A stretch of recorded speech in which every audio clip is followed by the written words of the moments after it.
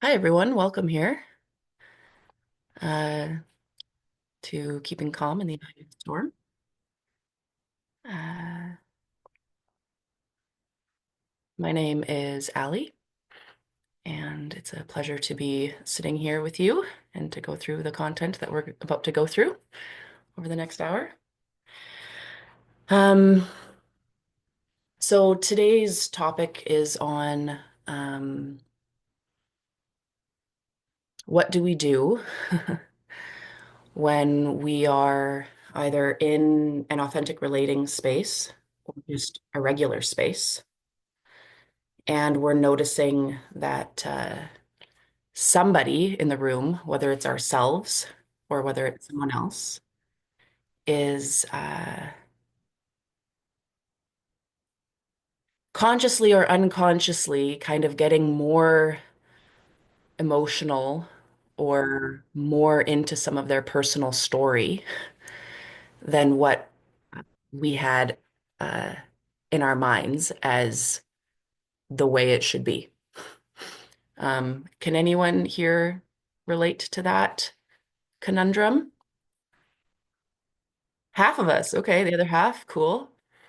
I would actually love to hear from you guys about how you've noticed yourself or what context you find yourself in that situation. And we'll have a little chit chat so that I can get a little bit of a sense of who's in the room and what we're all looking. Um, so I'll let you unmute yourself and just share popcorn style.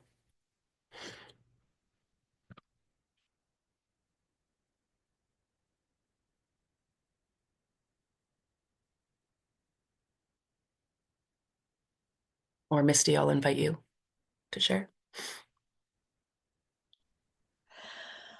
I notice it for myself that I stop being open to listening and I get overwhelmed and flooded with my own emotions and the thoughts that are driving those emotions. Mm, So I become quite disconnected from whatever the conversation is, whatever's happening, and become more connected uh, to my own reality that I'm spinning. mm. So you disconnect from elsewhere, you end up totally circling in yourself, and how would the other person experience you?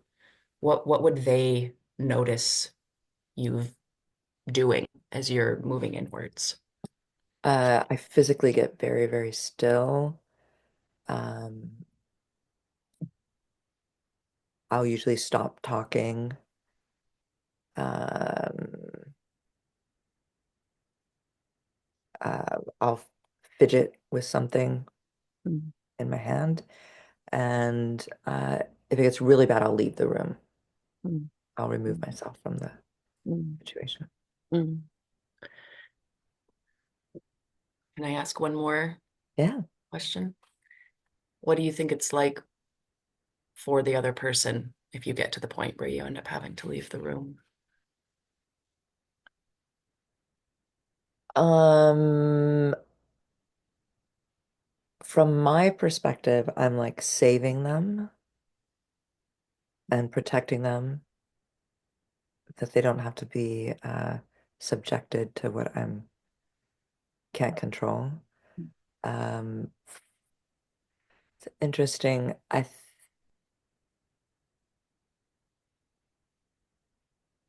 don't know that I've ever thought about what their perspective is.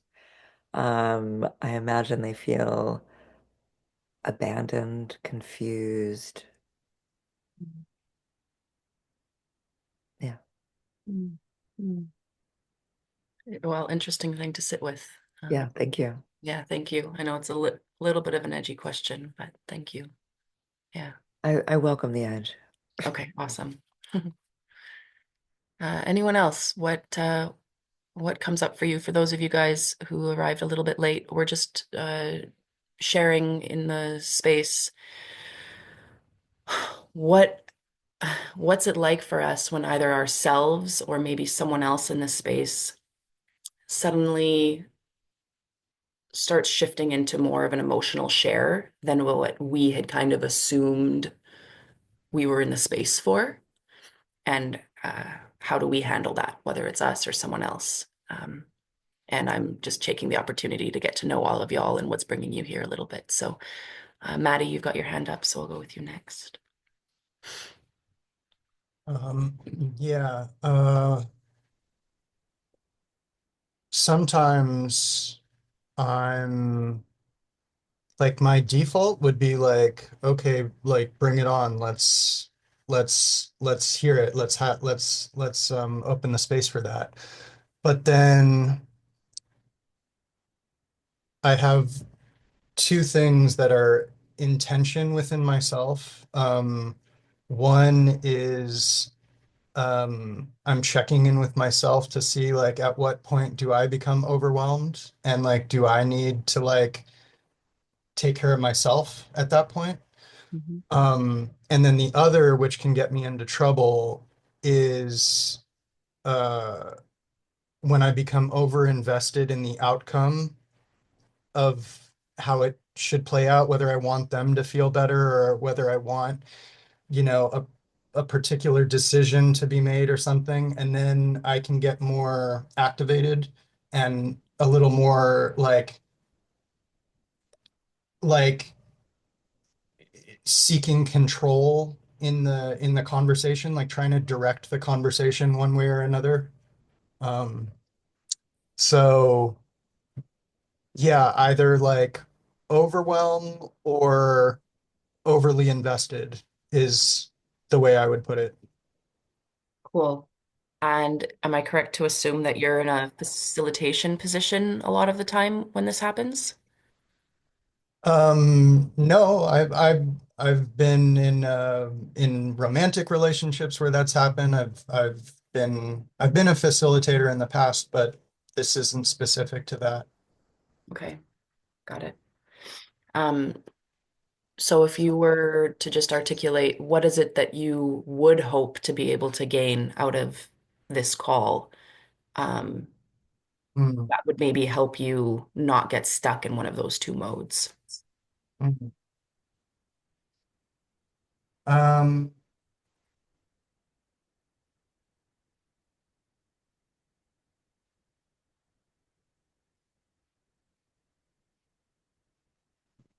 I think it's less about a concept that I need, like an information that I need, and more about a skill set within myself of being able um, to both care for the other person and honor my own needs simultaneously. Okay, It's more of a skill set than anything. Yeah. got it. Yeah, thank you. Jeffrey, I'm seeing you agreeing with that. Yeah. Lynn, you got your hand up. Yeah, I see you're maybe taking Oh, can you info. speak up just a tad? Oh, I see you're taking info about the. I see you're taking info about the possible direction of the call. So I am the over emotional sharer, and so am I talking loud enough now? Uh, a little louder would be helpful for me. Oh, okay. I am over emotional, Yeah. and I realize right now, as we're talking, that my root system of being able to handle what I feel is not big enough. Like I don't have the circuitry to handle the voltage with which I'm feeling. So then when you say imagine how other people are feeling, I immediately felt like, whoa, they need to all of a sudden hold me or feel sorry for me. Hmm. And I just was like, okay, so I have to really prioritize and be honest with myself that I do not have the circuitry set up to carry the actual emotional level that I live at. Ah, wow. Yeah. Thank you. So, for those who didn't catch that fully, Lynn is just really recognizing she's an extraordinarily emotional being, but not only is she emotional, she's realizing her body does not have the circuitry to handle the level of intensity of emotion that she has. And then she ends up in a default situation of needing others to support her and take care of her. Man, can I relate to that?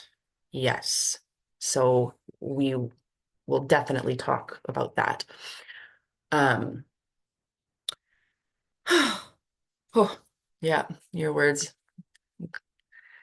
You've you've activated my whole system. I can relate in my own way. Um, I'll take that in and we'll continue on, but thank you, Lynn. Jeffrey. Yeah, I very much resonated with what Matty said. Um, I think generally I welcome sort of depth of connection, which oftentimes gets sort of arrives in the form of strong emotions. Um, but what I find myself, to me, it occurs like what I'm needing is it's something like spaciousness and choice. It's like I don't always have enough spaciousness in the moment when there's a lot of energy, a lot of emotion to sort of assess like how am I doing with this and what choice do I want to make in this moment? And so I find myself either getting overwhelmed or sort of impulsively over engaging, as Maddie said, without really having it be an intentional choice. It's like something gets, yeah, I lose that sort of capacity in the moment. And so that's what I want to practice. That's the skill that I want to hone. Great. Thank you. Um, yes, Mahalen Louise. Thank you, Alex. Maha for short. I can very much relate to what both Jeffrey and Mari said, specifically in the direction of attempting to control the flow when I am not able to give it the spaciousness and to have the choice to remain present to what is happening without judging it, Mm, to just be here. And I find that this capacity to just be love, because that's what I call it, when there's no judgment, when there's no condition, to me is a high call. And so what I ask myself when in a situation where I am confronted to strong emotions, be it in myself or others, is to just be kind to myself, because the tendency is to desire to be that open space, that welcoming space, that all embracing space. And I'm not always a choice, because like Lynn said, I haven't built the circuitry yet in my body. I haven't earned it. So I'm here to earn it to the next level. And I thank all of you to be here with me and for our courage together to show up to difficult situations. So thank you. And yeah, I'm feeling very touched by this community, and I want to thank Authentic Revolution for inviting me to be able to sit with you guys. It's quite an honor. So I'm going to shift into, oh, question. Can you raise your hand? You can be one of three or all three. Who here is here for themselves, for partners and friendships, or for facilitation? So if you're here because you know you tend to spiral out or get emotional or whatever, can you raise your hand? Like you're here for you.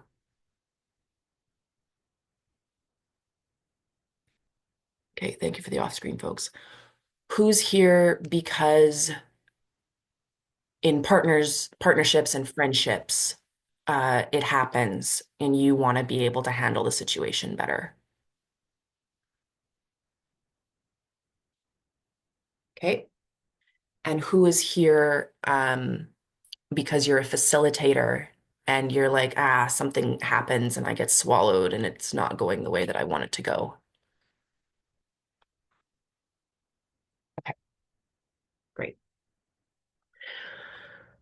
Thank you, everyone. So I am going to share my screen.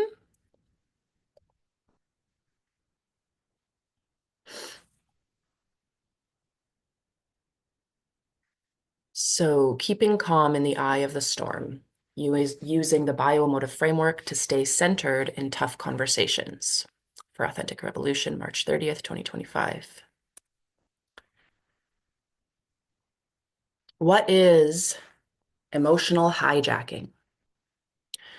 When a conversation is getting derailed from its original intention because one or more person's logic and motivation becomes rooted in an emotionally charged, historical generalization rather than what is happening in the moment or what the intended context is. B, when a discussion's context suddenly changes to an emotionally led conversation and the speaker and listeners feel helpless to redirect the conversation and energy.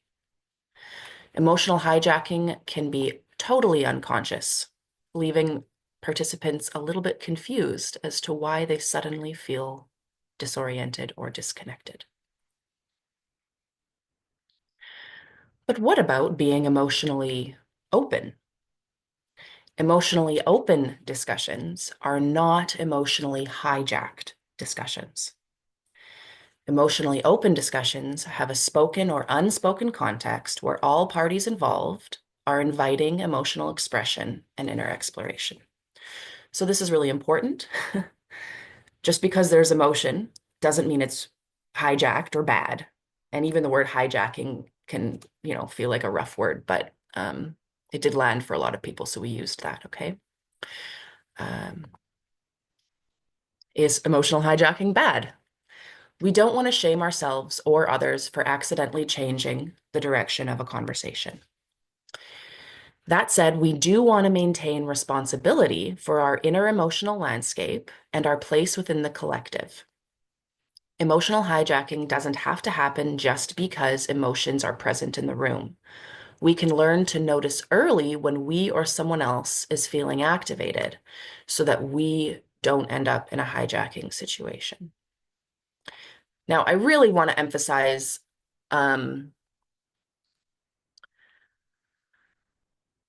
I don't, oh, okay. I really don't want to have, oh, there's emotions here and now I feel shame or I should be shaming someone else. I'm just, it can be a very unconscious thing when suddenly our conversation is getting directed by an unconscious emotional activation. And when people don't know what to do about it, we can start ending up in like judgmental stories, either towards ourselves or towards others. So that's why I'm really getting into this. Now I accidentally changed how I'm seeing you guys. So I have to see if I can get back to my big screen. Okay, I have to start over here. Sorry.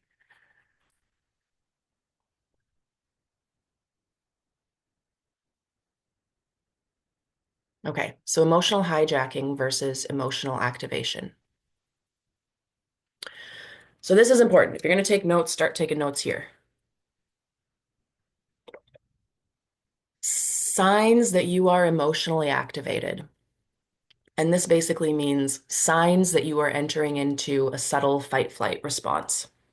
Your voice starts cracking, your breath changes, you start thinking negative thoughts about yourself, you start to become disinterested, you start getting critical of someone else, you start to feel resistance to what's happening, you start to feel nervous when you speak. So this is a sign, oh, something's shifting. Does anyone else have anything they want to throw in here? You'll have to unmute yourself because I can't see you. You start to think about the past or the future. Hmm. Yeah. What else? Hands get sweaty. Hands get sweaty. Yep. Autonomic activation. What else? My whole body gets internally activated. Hi, it's Heather. Happy Heather. Oh, hi, My whole Heather. body goes like in this. Hi, little bear. Hi. My whole body goes like internally, like it's like a whole like it's like sticking my finger in a light socket almost. It's like the whole physiological it's hijacked. But we're talking about activation, so it's like yeah, and it's like I have to feel through it. So I could have spoke earlier about it, but yeah, so it's yeah, it's intense, but yeah, so it's like the whole body going zzz. Yeah, I'm with Yeah. you. Thank you.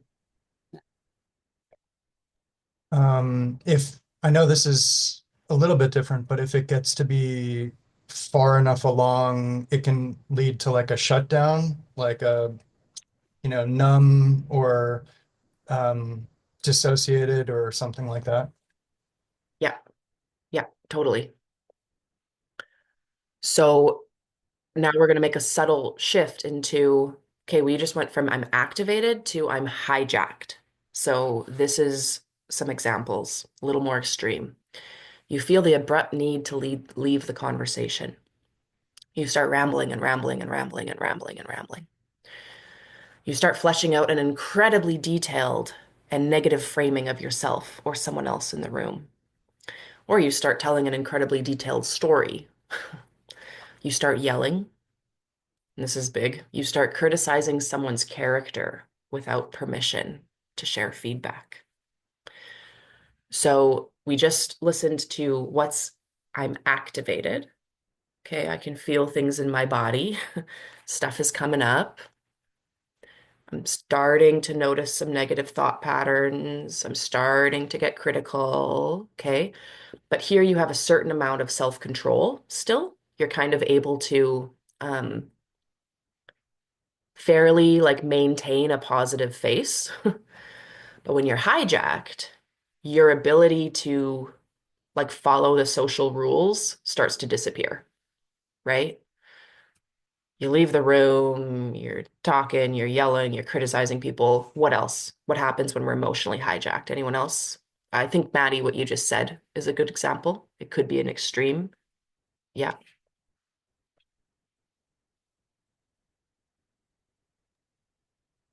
Sometimes you start to say things that contradict each other. Oh, good one.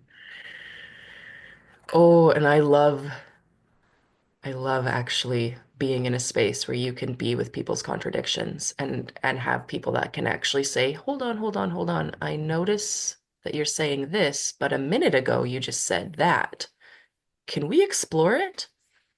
That's a gift when you have that type of presence. Thank you. Anyone else? Yeah, to me, it feels like the fight or flight response. I'm locked into that mode of responding to life. And it is emotionally hijacking, but also nervously, like it affects all levels of my being. Hmm. Mhm. Yes. Yes. Thank you. Sometimes I start saying things that I don't necessarily believe because it's like my words are getting ahead of my thought process. Hmm. Thank you.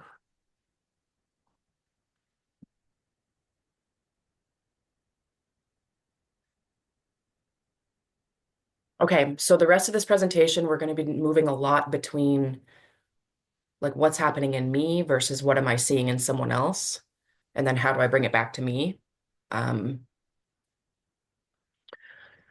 so this speaks to some of what you were speaking to, Maddie, and what you were relating to, Jeffrey. Habits we have when we notice someone else is hijacking. We default into going quiet and listening, not because we truly want to be supportive, but because we actually feel helpless and it's showing up as a freezing or numbing response. We default into cutting the person off or trying to change subjects, right? And sometimes that can be, you know, yeah. We default to trying to offer advice, not because we have great advice, but because we are very uncomfortable and we want the person to stop talking. Uh-oh, am I the one getting hijacked because I see someone else having emotion? Isn't that the question? So what do we do when I'm getting hijacked?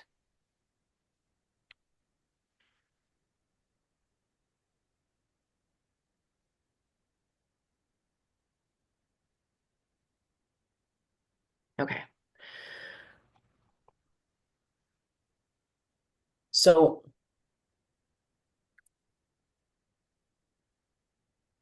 I maybe could have done the whole presentation just on this part.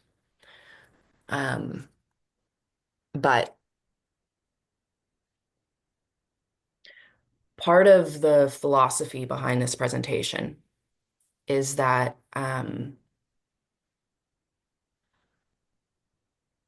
before we go into trying to facilitate someone else's process, okay, it's really helpful if we can actually identify what's happening inside of us. Now, a lot of us already have some training in that. And what we're trained in doing is nervous system regulation. So we go, oh, I've got sweaty hands, my heart is beating, I notice my muscles are getting tense. I'm going to do a longer exhale. I'm going to do a pressured exhale. I'm going to feel my feet on the ground. I'm going to shake it out. Okay. These are all really great things to be aware of in yourself. And they're really good coping strategies for when you notice your fight flight is getting activated. The biomotive framework takes it one further. Okay. According to us, once we've done that first level of self-regulation through the nervous system, we want to ask ourselves, what feelings are coming up inside of me that I don't quite know what to do with? And what this what this does, so it can take some practice, um, but basically, according to our theory, our framework, at any given time, below the surface, we've got our conscious world, our behavior, our outer world, our upper world, and then we've got our inner world, our subconscious, our unconscious behaviors. And in our unconscious, we have the autonomic nervous system, but we also have um, impressions about who we are and how the world works and what our place is in the world.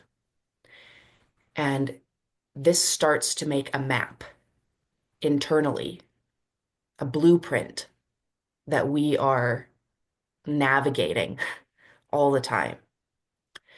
And inside those impressions, or alongside those impressions in this inner world, we have feelings, which are a little bit more nuanced than emotions.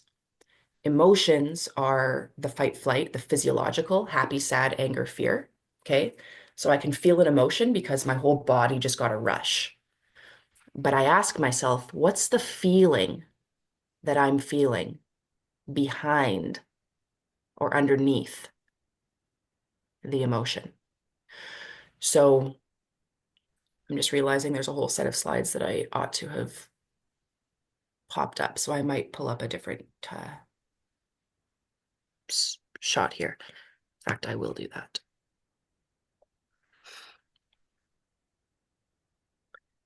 Bear with me. So we're going to just focus on these two inner circles. So okay, I'm going to stop the screen share. So according to our framework, hidden inside those physiological activations, the tense muscles, the ruminating thoughts, the need to shake it out, okay, there is a personal experience taking place. And if we can identify what is the interpersonal feeling or the verb that's happening between us. So I'm feeling abandoned. I'm feeling rejected. I'm feeling confused. I'm feeling belittled. Okay. Interpersonal feelings happen between people, or a core feeling. I'm feeling insignificant. I'm feeling helpless. I'm feeling hopeless. I'm feeling alone. I'm feeling lost. Okay. According to us, according to me, according to my life experience,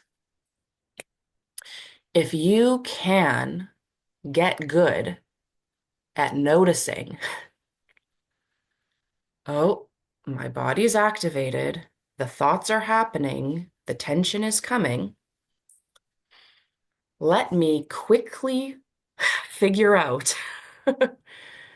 which interpersonal and or core feeling I'm feeling. So let's hear an example from someone around, like, what's a situation where you notice that you have gotten uh, stressed out, or you want to leave the room, or you're getting overwhelmed in a discussion. Maha. I had that happening not that long ago. And I want to preface what I'm saying by also sharing something personal, which is that I have denied the sensation given by my body and the feelings given by my soul so much that unless I meditate or sleep, I'm in a fight or flight. So my voice is stressed, trembling, and I'm hearing it now. And this is the best I can do. So, this being said, and taking responsibility for a life of unconsciousness, I was in a situation not long ago where I was leading a class and asking feedback in the form of one sentence, one color, so that the whole group could find expression. And one of the participants went on and on and on, and I had no clue how to deal with it. I could feel I was getting more worked up and judging the situation, both the student and myself. for my inability to handle this. And I ended up moving to the next slide as a way to signal that time to move on. But I wish I had had another response. And so, what would you have done in that situation? Mhm.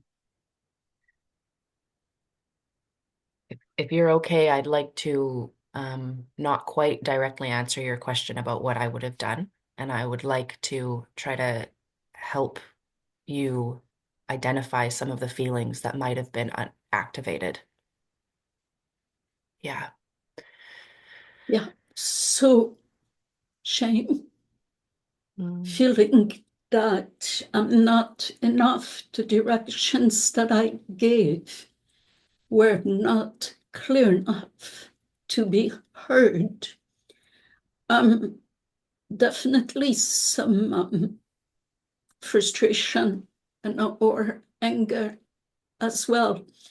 I would say some fear that this was going to alter the relationship I have with this person Mhm. and lead to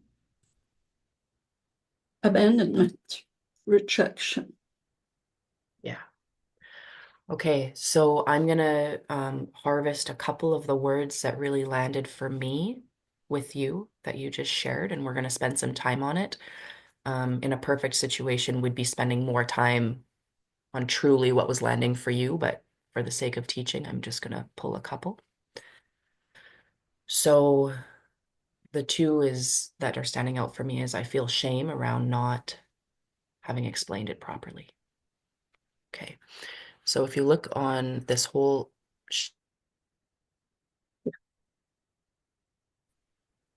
there's shame, but the story is I didn't explain it properly.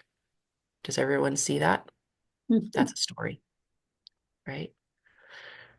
So I didn't explain it properly, and that makes me feel what? Sad, happy, angry, or afraid? Yeah. Yeah, which one for you? The most would be afraid, Right. the most intense. Yeah. Okay. So I'm gonna have you, if you don't, are you okay with opening up a little bit of an emotional process here, or I'm gonna Sure. have Thank you. have us Of actually course. step into it? Yeah. We're showing you the long, deep version of what eventually you learn to do really quickly. Okay. So I'm gonna have you say, uh, from your heart. So you're not reporting, but you're expressing. I felt afraid of what when she was speaking? I have felt afraid of rejection when he was speaking. How did your body feel getting to say that? I felt afraid of rejection. I'm feeling my throat being impacted, like when fearing rejection, I stop speaking truth, like what I really want or what I really need. I retreat into a very small person. Oh, thank you. So we're with that right now. Okay? The rejection in the throat, you can feel it.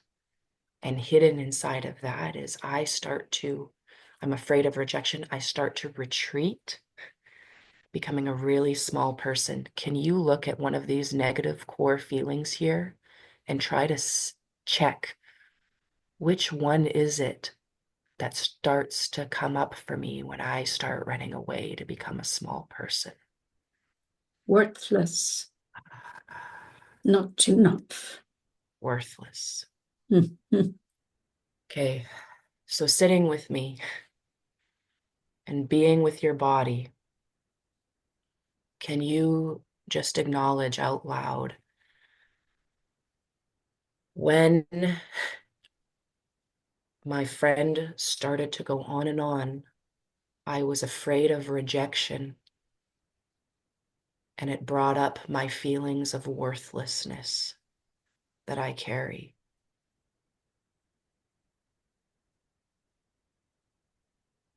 That's 100% accurate. I'm feeling it in my entire core, actually, in my spine, from my throat down. Beautiful. So I'm gonna ask you, I'm not gonna push you to repeat it back because you're already getting a very strong response in your body, but I am gonna invite you, feel your feet on the ground, feel your breath in your belly, feel how it's moving through your spine. And I'm gonna just say it again, and I'm gonna just invite you to let your body respond to how it feels heard. Okay? When my friend started going on and on, I felt afraid of getting rejected, and it brought up feelings of worthlessness that live inside of me.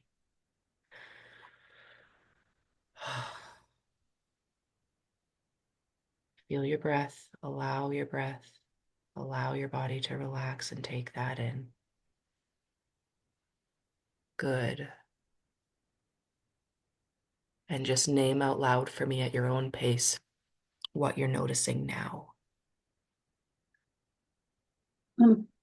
The fear transformed into sadness, and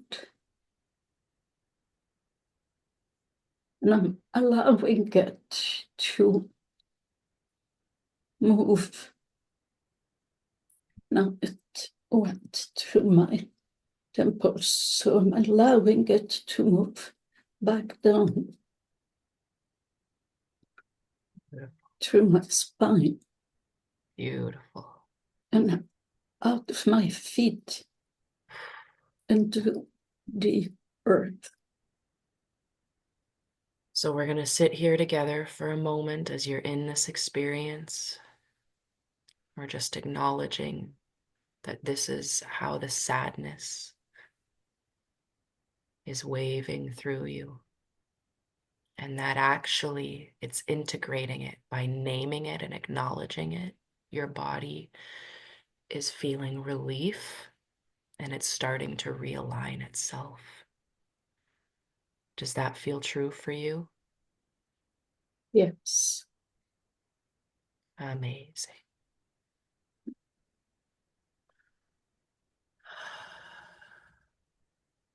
Yeah, good. So if you feel the need, everyone can do a little shakeout. Maha. Maybe Yeah. it's about shaking out. Maybe it's about staying in the state that you were. I'm not sure. But as I'm sure everyone here is aware, right? When someone else's nervous system is going through an experience, our nervous system responds based on however we've trained ourselves, right? And then we respond to our nervous system based on however we've trained ourselves to respond to our own nervous system. Okay. So I am a fan of shaking it out. But I'm also a fan of, and this is for you, Lynn, and for others, we want to learn to increase our body's capacity for intensity, right? So sometimes uh, shaking it out is great for the nervous system, but if we actually stay with feeling our feet on the ground, stay with, I'm going to just try to relax, relax, relax. Feel the breath in the belly. We're actually increasing our capacity to be with emotion, both in ourselves and with others. And that staying with the breath that we do in meditation training, right? Vipassana or shamatha, is teaching the body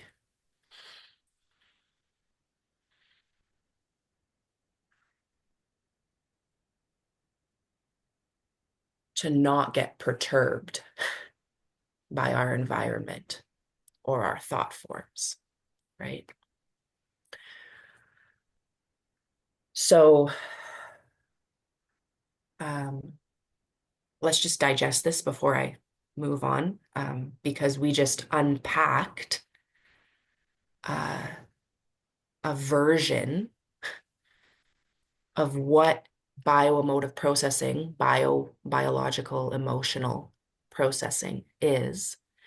And then obviously, um, there's not always the context for us to slow down and do our own process out loud with everybody. But if we can get some practice, like what Maha just experienced over time, when we are showing up live with others, we can actually start to do it pretty quickly for ourselves. Lynn. Could you put that page up, those semicircle word page? Could you post that up just for a second again? Yes, thanks for asking. Oh, you're screen capping it? Okay, thank you. Okay, yeah, everyone, you can go ahead and screen capture this. Here, I'll uh, make it a bit smaller though, so that you can get the whole thing. Yeah, you guys can screen capture this if you need.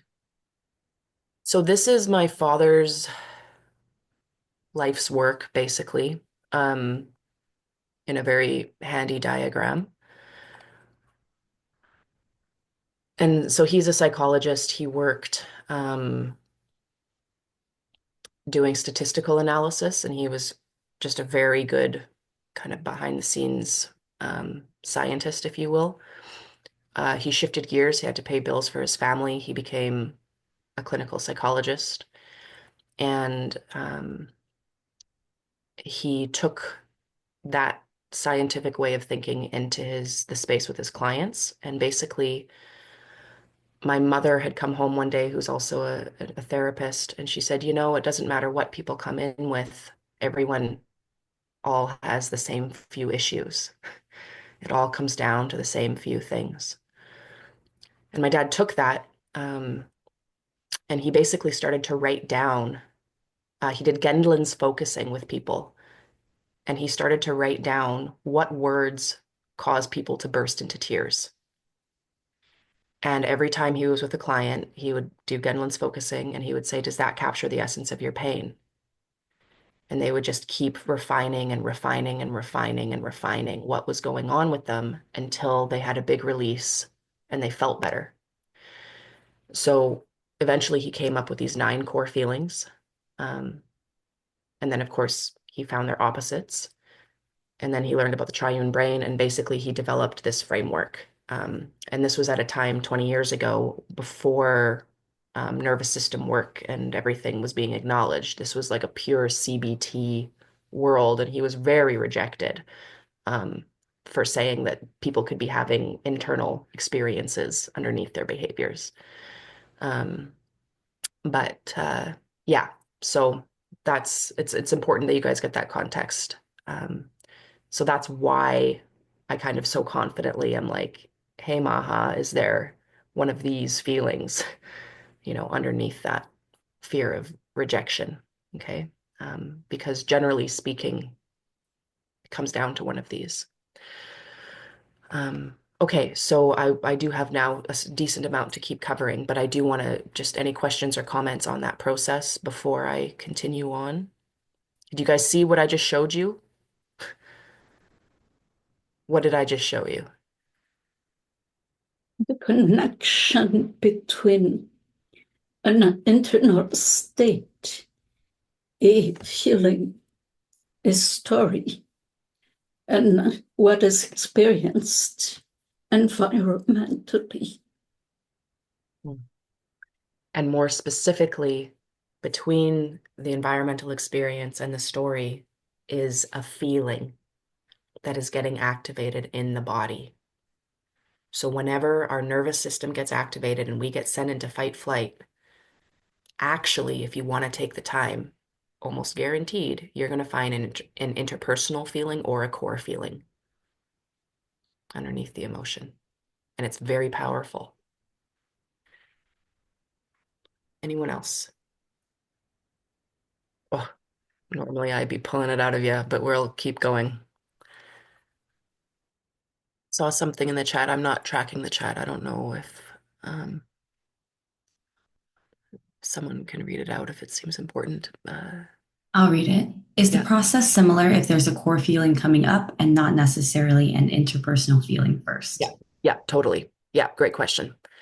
Yeah, you can do the whole thing depending on the situation, bypassing the interpersonal feeling because you're not necessarily in an interpersonal situation. Though I do suggest to always check for an interpersonal feeling because you'd be surprised what bizarre things can come up. But it is also pretty much guaranteed. So words like shame or depressed, oh, okay, you'll just, yeah. Especially shame, look for the interpersonal feelings and the core feelings, guys. There's so much in the word shame that is so much more nuanced and everybody is so different. Okay. But I'm going to keep on rolling here properly.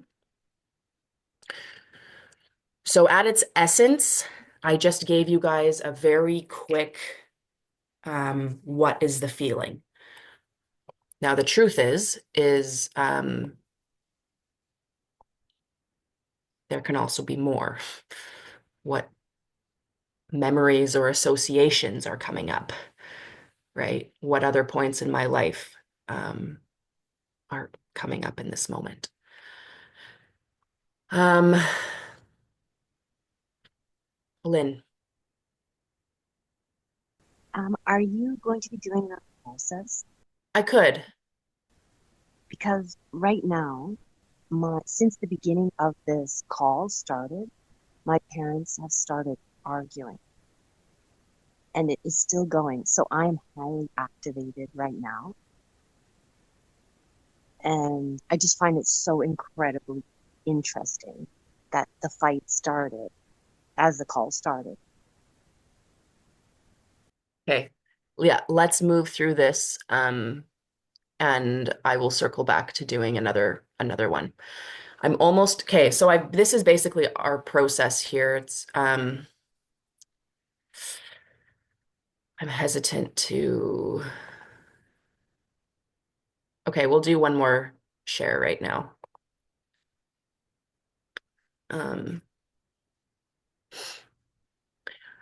Lynn, I'm in a different context. I might ask to work with you while you're currently activated.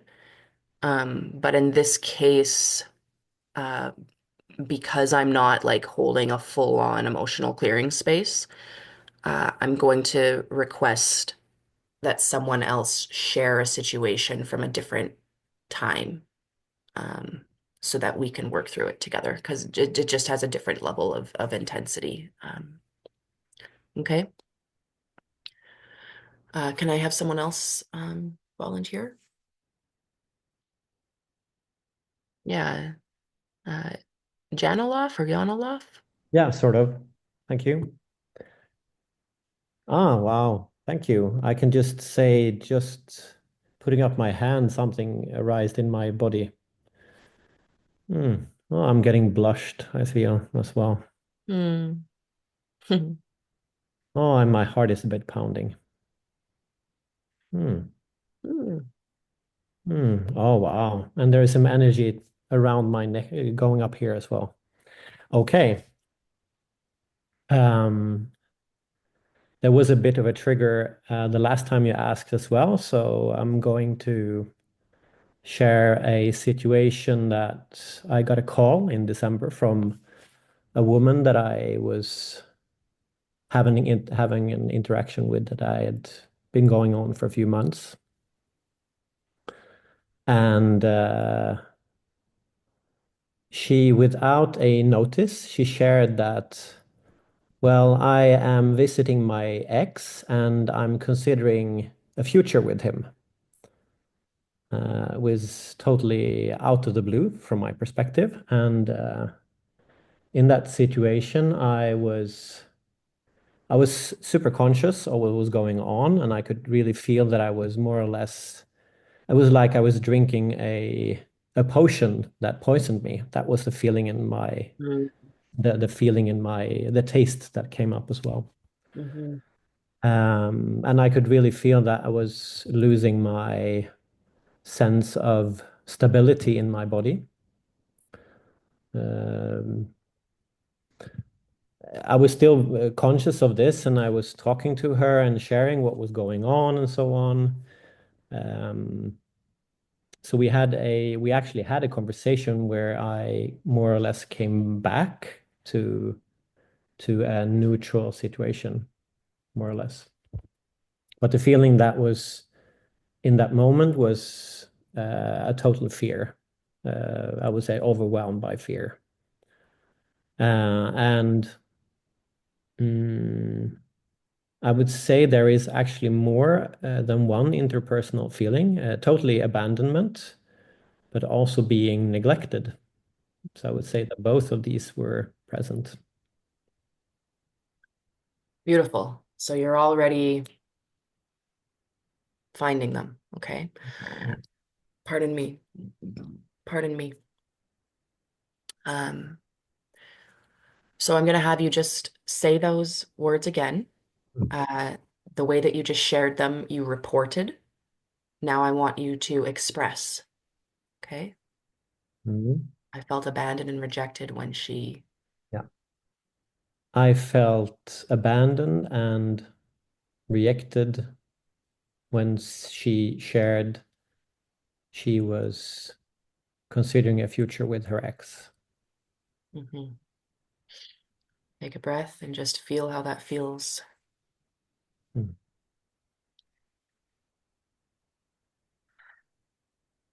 And on a scale of 1 to 10, how seen and heard do you feel? Does your body feel right now? You mean now? In this Mhm. moment? By saying that. Hmm. I would say maybe 6 or 7. Yeah. Okay. Mm. So that tells me there's more, Yeah. right? You haven't quite found it, right? So you can explore a little bit with testing out. So in bioemotive, we test for resonance. Mm. We say the words out loud and we check, is our body really resonating? Or is it more of an idea that we had and we're just kind of talking about it from our heads? So you can test for resonance for a few in the interpersonal feelings or also in the core feelings. Why don't you try that out? Mean by expressing them or just Yeah, by feel? saying them out loud. Yeah. Hmm. Abandoned,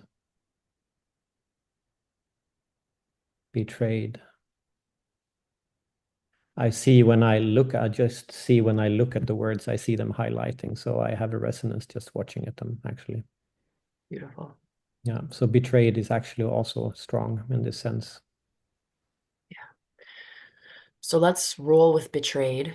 Okay. And let's check when I felt betrayed by her, it made me feel what core feeling? Mm.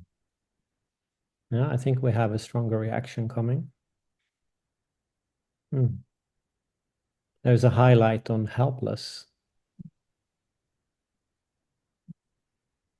So I'm going to have you say the statement, when I felt betrayed by her, it brought up feelings of helplessness that are alive in me.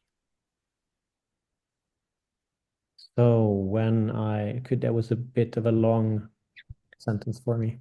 Yeah. When I felt betrayed, Yeah. it brought up feelings of helplessness. When I felt betrayed, it brought up feelings of helplessness. inside of me. inside of me. And I want you to just feel your body respond to that. And in a few moments, say the statement again at your own pace. Hmm. It's interesting. I'm forgetting the words. When I felt betrayed. Mm-hmm. Could you support me in the words, please? I'll frame it differently. I felt helpless when I Hmm. felt betrayed by her. Okay, thank you. I felt helpless as I felt betrayed by her. Yeah. At your own pace, say it again, and maybe you want to try another feeling. It's up to you. Check with your body. There is a big, this is the resonance, totally. Okay. No. Yeah. So, zooming out, right, and bringing this back to the context of why we're all here, which is navigating conversations, right? Navigating being in relationship with other people. You can recognize, what she brought up feelings of helplessness that are alive in my body. And I felt betrayed by her. So there's a couple things happening. One, there's ownership and responsibility, right? These are my feelings of helplessness inside of me. And I assure you, they came and, they existed inside of me long before this discussion. But I recognize this person just activated them, right? Or if you would have lost it, this person triggered them, right? But activation, the word triggering is a very triggering word. Everyone, please remember that. Okay? I would be very careful about using the word triggered or naming that someone else is triggered or even saying I'm triggered. A great other word is I'm activated and I'm starting to lose my ability to maintain myself, right? So, okay, let me hear from you guys. What are you guys seeing? What are you piecing together about why I bothered to come here and give you guys this presentation? What's the map that you are going, okay. Sounds to me like you're trying to give us more awareness around the feelings that are causing the activation when we're feeling them. There were gold stars. Yes. And what is the value of having more awareness around the feelings that are getting activated inside of our activation? So we can take responsibility if I feel You'll have to speak as loudly as you can, and I will listen as closely as I can. to take responsibility for if I feel inadequate, then I have to trust that somehow I can stand in a position of becoming adequate. Ooh, I like where you're going with that. Yeah. What did Can you she say? repeat it?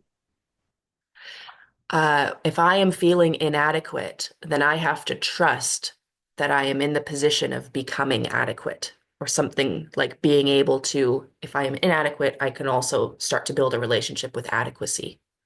Is that essentially it?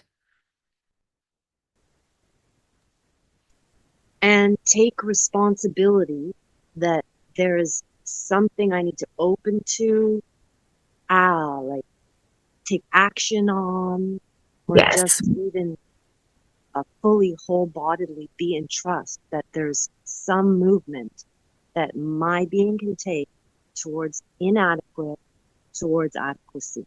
And like nature is behind me and things will roll. Cool. So you're bringing a little of your flavor into here, Lynn, and I love it. Um, that I can take responsibility. Um,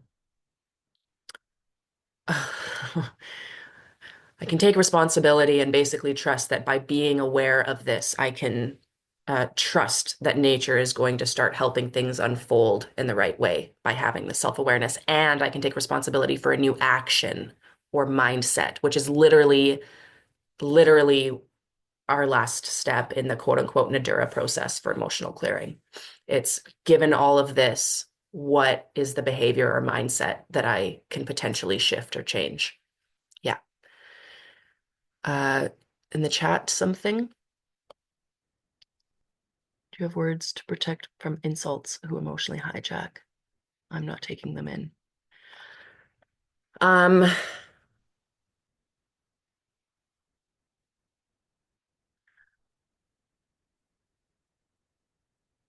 Sticking to this framework, this person is insulting me, and clearly they have been emotionally hijacked. I imagine they might be dealing with feelings of helplessness underneath that anger. And it's an Aikido move, right? You can recognize that person is having feelings that they are utterly unaware of, right? And you know, you can just say, I don't want to take that in. Okay.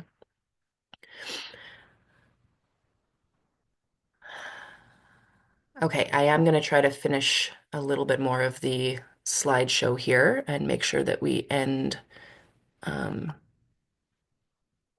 with some.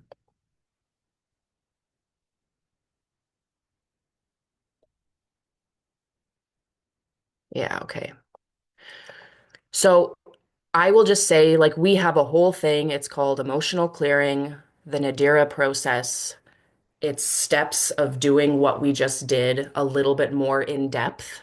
Um, uh, and ultimately, though, emotional processing or emotional clearing is something that you want to do in a space that's been dedicated for it.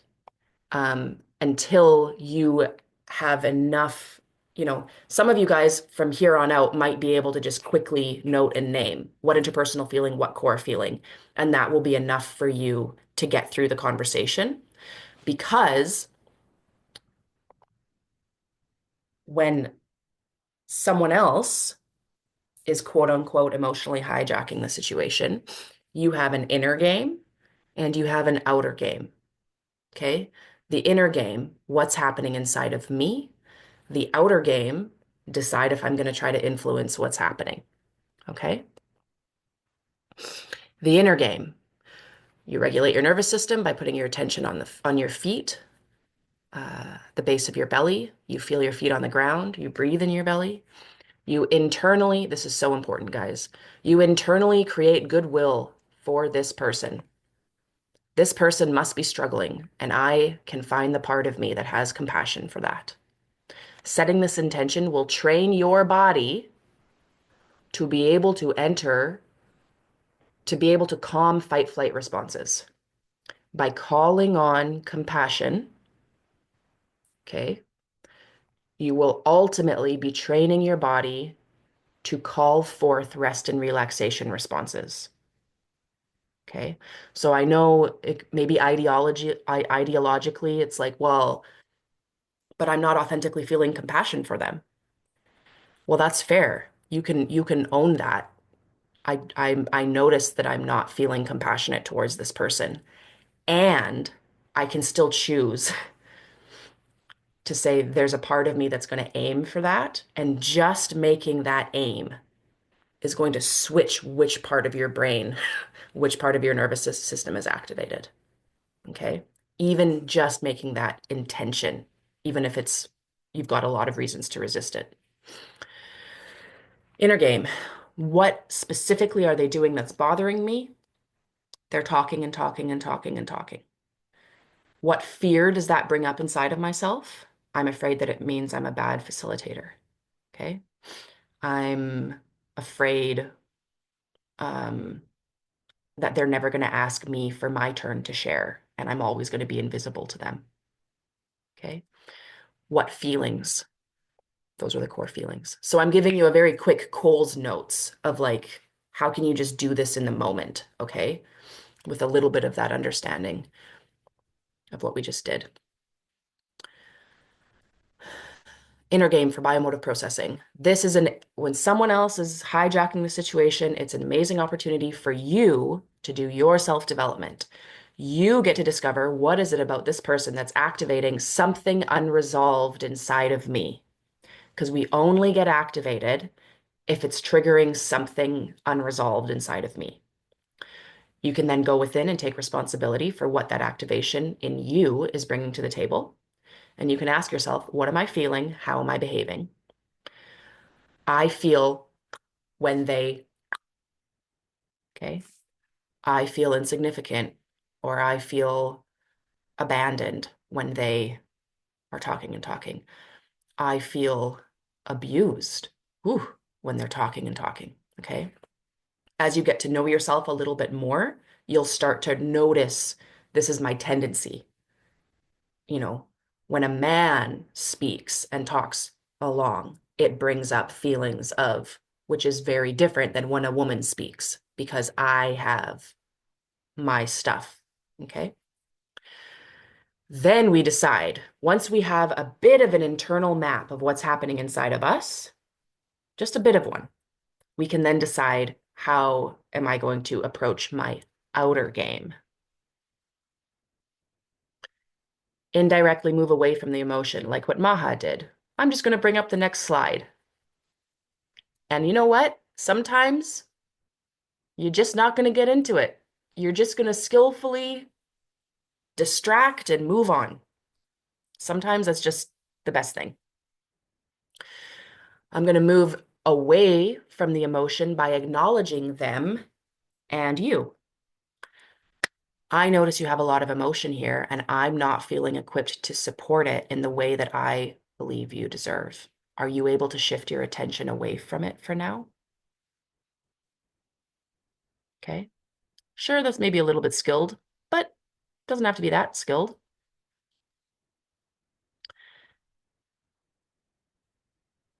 Moving into the emotion. I notice you're sharing a lot about what happened earlier, and it's actually moving us away from the group context where this conversation was going. Do you want us to shift context for a few minutes and give you some space to express and reduce the charge that's been built up inside of you? Yes, please. Sure, we can do that. We got you. We're going to take a few minutes and just like let you cry, let you do what you got to do. Or to go a little deeper, I notice this has brought up a lot of emotion. Do you want us to shift context and explicitly process your feelings? That means we're going to actually like decide, do we want to do that whole process that I just did with you guys? And does the group buy into it? And it really just depends. This is more facilitator moves. It really just depends on what your group context is and the culture of the people in it. Okay. I notice that when I'm reading those from the previous slide, Yeah. I have a lot of internal resistance to the first one, Uh-huh. um, and a bit of judgment as well. So I Mhm. don't know if you want to comment on that or not, but I'm just sharing what came up for me. Well, I appreciate that. I This is inspiring me to make a visual slide. I'm I am curious about, unpacking that resistance, but without going into your world and what feelings or beliefs are there. Um, I agree. I actually have the same. I've had the same feelings, and it's taken me many years to actually develop the confidence to sometimes just not enter into someone's emotional state. Um, Especially sometimes that I won't enter into it is it depends on the context of where I am. Sometimes people are very offended when you ask or acknowledge or give any interpretation about what they're feeling. And so I've had to learn how to just kind of pretend that there's not something happening, not necessarily for me, but for them. Um, like some families are just really, they're not there. And I've had to learn how to just kind of like, okay, I'm uncomfortable. I want you to feel better. But that's not where you're at. So we're just going to keep going. Um, but yeah, Yeah, yeah. Hmm. it sounds like, and I resonate with this. It sounds like you're saying that based on the limitations of those involved, sometimes we need to be realistic and account for those rather than try and plunge forward in, past the point that people are capable of handling.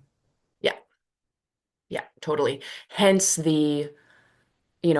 you might say like, I have a story. Like I'm getting the sense that like there's some emotion here. Do you want to try to process it? And they might just be like, I don't know what you're talking about.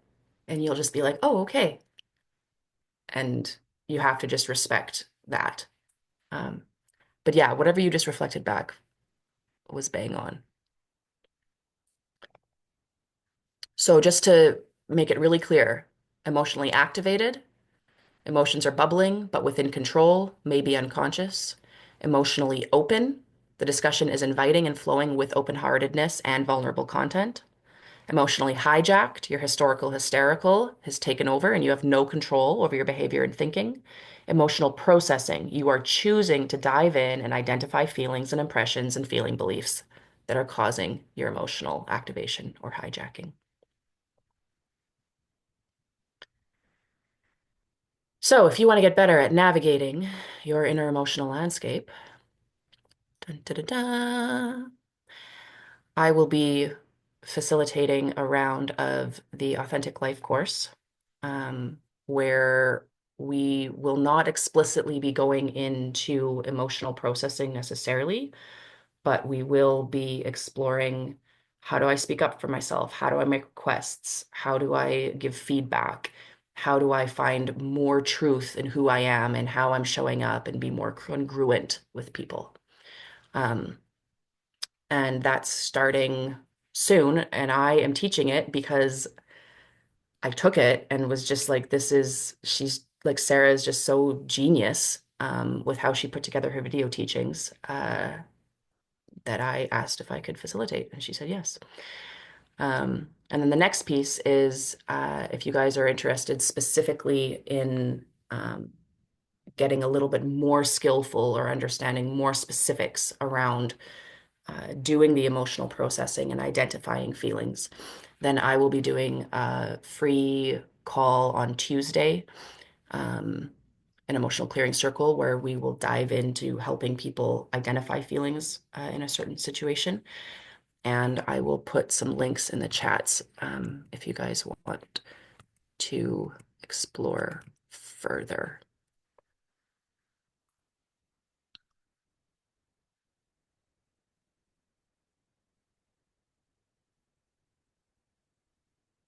Um, too many things open. So Ali, I shared the ALC as well as your ah, website and the biomotive framing. And then, just so everyone else knows, along with the Authentic Life course, there is a package where you can receive one on one coaching. So, let's say you take Ali's course, you can also, there's a package where you would take the course and have the group sessions with everyone. And then you could have 3 private one on one meetings with Ali throughout that process. which would be awesome. Thank you guys. We've got 5 minutes, so can we go around and I would love to hear from everyone. Um, so the bottom one, whatever, click on the links. Uh, Thank you guys.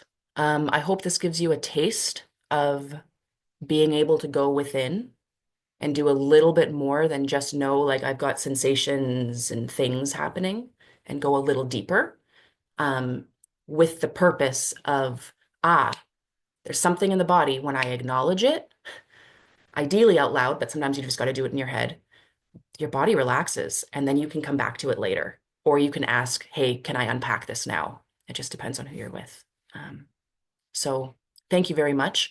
And if we could go around and everyone just share a closing word that is your takeaway, I would appreciate that to just have a sense of closure with the group.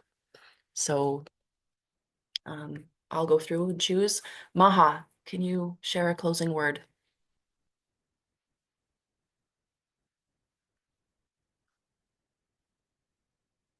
Oh, you're muted.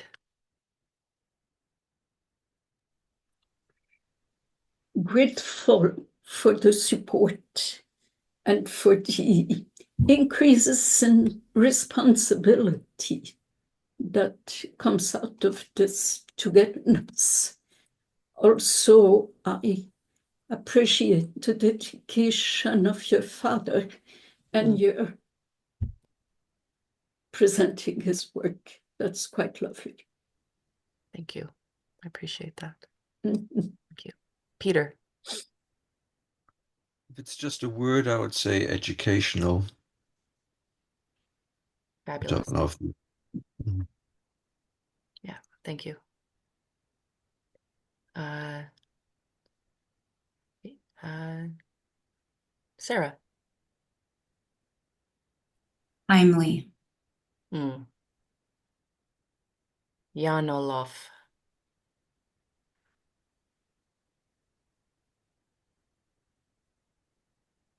I would say grounded. Misty. Amuse-bouche. What does that mean? It's like the part of a big meal, but it's just like the beginning little taste of something, and it whets your appetite to enjoy the whole thing. Awesome. Thank you. Melody.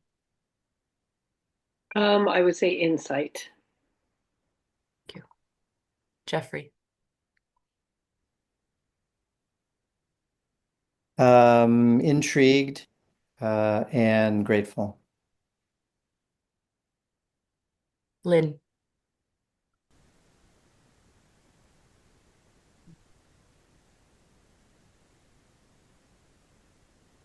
Trusting in the journey to adequacy or just adequacy. Thank you. Maddie. I would also say grounded. Thank you. Annie. Feel illuminated and intrigued. Thank you. Brooke. Heart opening. Trevor. Oh, Trevor. Hi. Hi. Yes, very insightful and yeah, illuminating. Really appreciate just the presence and yeah, feeling the sharing and the process and look forward to more offerings. So thank you. Thank you. Guys, now I'm like, you all need to sign up because I want to stay connected. I'm in that glow. Daniel. Content.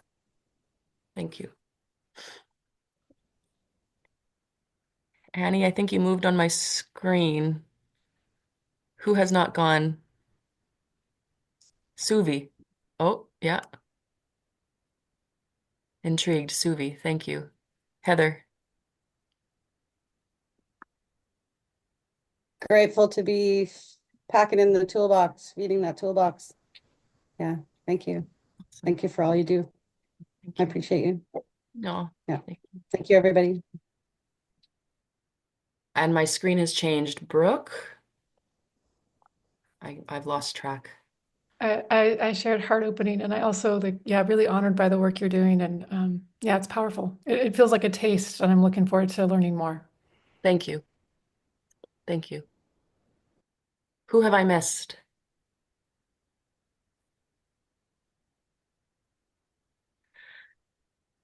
Okay, guys, thank you very much. I do appreciate it. And thank you for is the free tester? No, if you sign up for the email list, we've got like a whole bunch of dates that'll be coming up. Um, so I will, and I also run the relational dojo, but I also might try to do that with Sarah. So I don't know.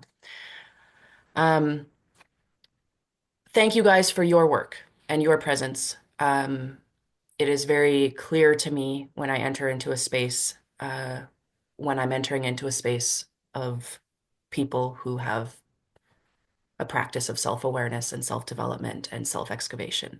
Um, and I then get to sit in your treasures um, as we explore together. And so for that, thank you. May you have good impact on everyone you touch. May you receive the healing that you seek. And may we all find a good way through this world. Blessings. We can unmute and say bye. Hi. Whoa. Everybody, thank you. Sally. Thank you. Question in the Thank chat. you.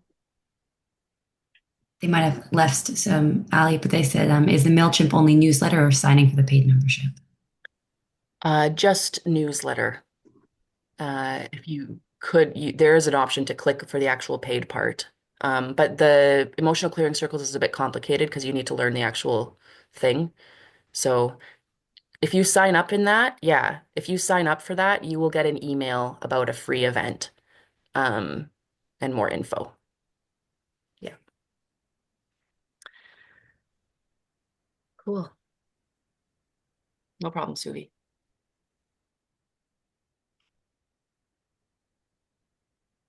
Much love, everyone. Have a great day. You too. Mhm.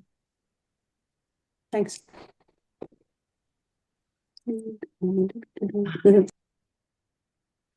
And then there were two. And let me stop the recording.